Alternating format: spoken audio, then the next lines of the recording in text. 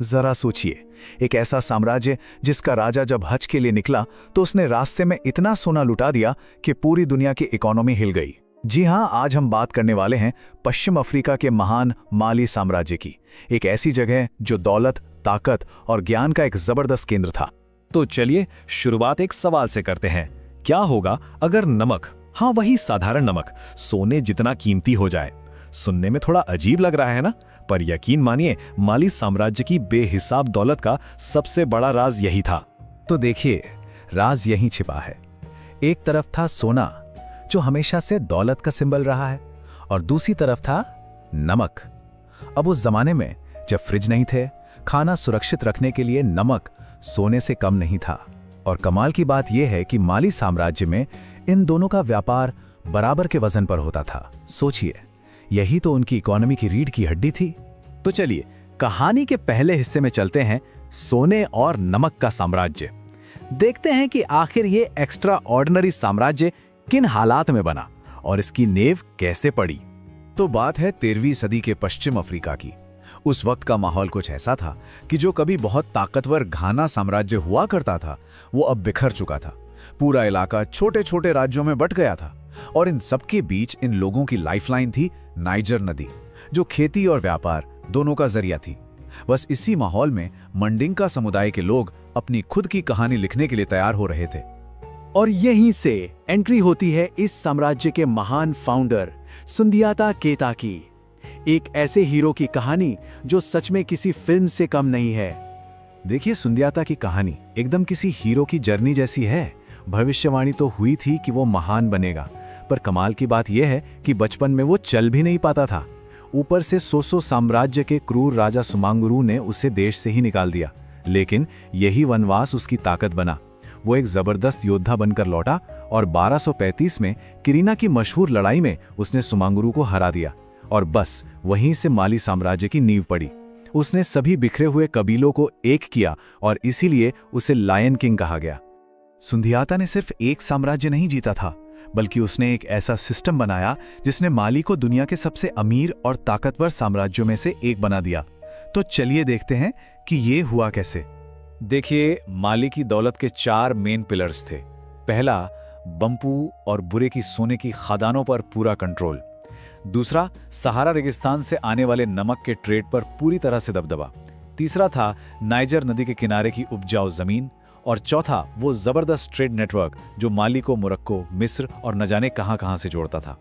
यहाँ के शासक को मनसा कहते थे, जिसका मतलब होता था सम्राट या राजाओं का भी राजा।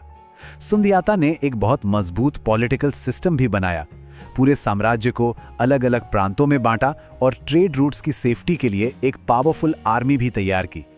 अब इस मजबूत नींव पर कई मनसा आए, लेकिन एक ऐसा आया जिसने माली का नाम इतिहास में हमेशा के लिए अमर कर दिया। माली का दबदबा अपने पीक पर तब पहुंचा जब गद्दी पर आए मनसा मूसा। ये वो पल था जब माली साम्राज्य ने दुनिया के नक्शे पर अपनी एक अमिट छाप छोड़ दी। जी हाँ, बिल्कुल सही सुना। ये कोई मजाक नहीं है। ज्यादातर इतिहासकार यही मानते हैं कि मनसा मूसा अब तक के पूरी दुनिया के इतिहास के सबसे अमीर इंसान थे। मतलब उनकी दौलत इतनी थी कि आज भी उसका सही अंदाजा लगाना लगभग नामुमकिन है। और हाँ, उन्होंने अपनी ये दौलत दुनिया को दिखाई भी। साल था 1324, और मनसा मूसा की मक्का की तीर्थयात्रा ने सच में दुनिया को हिलाकर रख दिया। सोचिए, उनके काफिले में हजारों लोग थे और टनों के टन सोना था। उन्होंने रास्ते में, खासकर काहिरा में, इतना सोना बांटा कि वहां सोने की कीमत धड़ाम से नीचे गिर गई, और इसका नतीजा सालों तक महंगाई आसमान छूती रही। इसी एक यात्रा के बाद पहली बार यूरोप के नक्शों पर माली को सोने की धरती के तौर पर दिखाया जाने लगा। लेकिन मनसा मूसा की विरासत सिर्फ सोने चांदी तक ही सीमित नहीं थी। उनकी असली विरासत थी ज्ञान। उन्होंने टिम्बकटू जैसे शहरों को दुनिया के सबसे बड़े लर्निंग सेंटर्स में से एक बना दिया। टिम्बकटू और जेनी जैसे शहर देखते ही देखते नॉलेज के हब बन गए। यहाँ की मशहूर सांकोर यूनिवर्सिटी में तो दुनिया भर से स्कॉलर्स पढ़ने और पढ़ाने आते थे।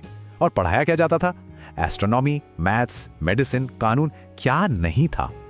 आज भी वहां मिली हजारों पांडुलिपियां इस बात का सबूत है कि माली उस समय दुनिया का एक बड़ा इंटेलेक्चुअल सेंटर था। लेकिन हर महान साम्राज्य की तरह माली का भी एक अंत था। तो अब समझते हैं कि आखिर इतना शक्तिशाली साम्राज्य गिरा कैसे? इसके पतन की कुछ बड़ी वजहें थी। सबसे पहली अंदरूनी कलह। हुआ ये कि मनसा मूसा के बाद कोई उतना काबिल राजा गद्दी पर नहीं बैठा। फिर थे बाहरी खतरे। पड़ोसी सोंघाई साम्राज्य लगातार ताकतवर हो रहा था और माली के इलाकों पर कब्जा कर रहा था। और तीसरी और शायद सबसे बड़ी वजह थी आर्थिक बदलाव। जब यूरोप ने समंदर के रास्ते व्यापार शुरू कर दिया तो सहारा वाले पुराने ट्रेड रूट्स की अहमियत धीरे धीरे खत्म हो गई। तो इस पूरी कहानी से सबसे अहम बात क्या है?